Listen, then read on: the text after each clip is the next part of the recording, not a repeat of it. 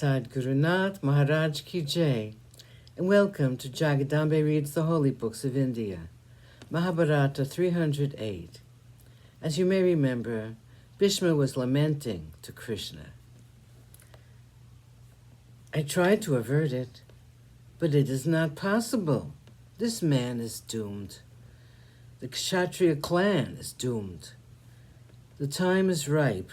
They will all have to die. Krishna looked at all of them and said, I blame all of you for this. You are all of you guilty. You should have bound up this sinner long ago and kept him in captivity.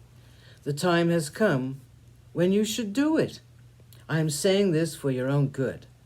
When my uncle Kamsa was harassing everyone, I killed him. I wanted to save the name of the family.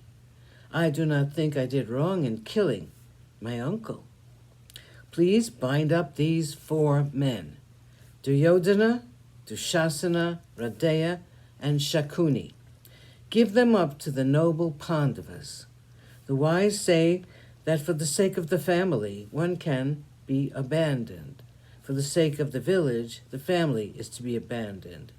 The village for the sake of the community. For the sake of saving one's own soul, everything should be abandoned.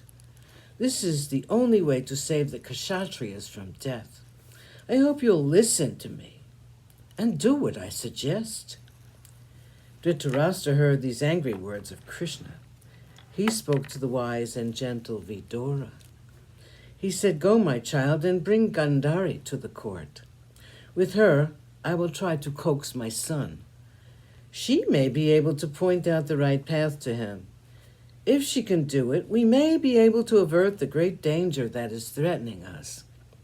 Vidura went at once and brought the noble queen to the court, which was almost empty.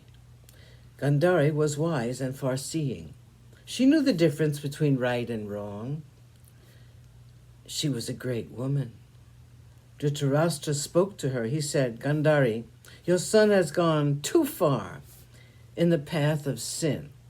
He does not pay heed to the words of anyone. He has left the court without any regard for anyone here.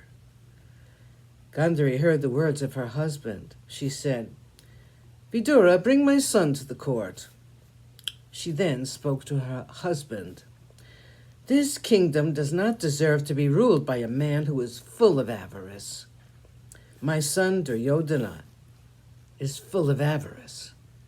But my lord, you, more than my son, have to be censured for this unfortunate happening. In the extreme love you have for your son, you have been unheeding to the rules of conduct. Knowingly and willingly, you've accompanied him in the path of sin. He has been possessed by greed and pride. You cannot control him now. It is now too late. In spite of my warning words, you made him the ruler of the kingdom.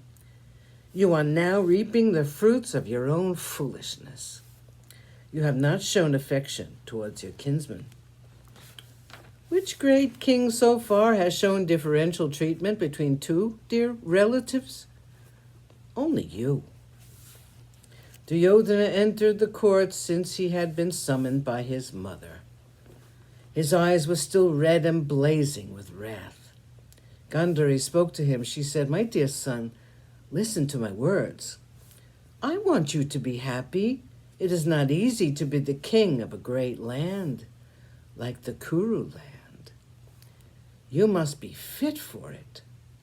A man who has these qualities, avarice and pride, cannot rule a kingdom. A man should have all his senses under control if he is to rule a kingdom. You are ill-fitted to be a king. You have not conquered yourself. How can you conquer your enemies? You must consider your weaknesses as your foremost enemies. It is only after subduing them that you can think of subduing others. Come to me and sit by my side. I am your greatest friend.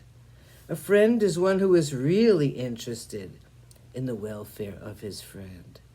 I'm fond of you. I brought you into this world. When you were born, there were several evil omens. Sadhguru Nath Maharaj Ki Jai. Thank you for coming. I hope you come again.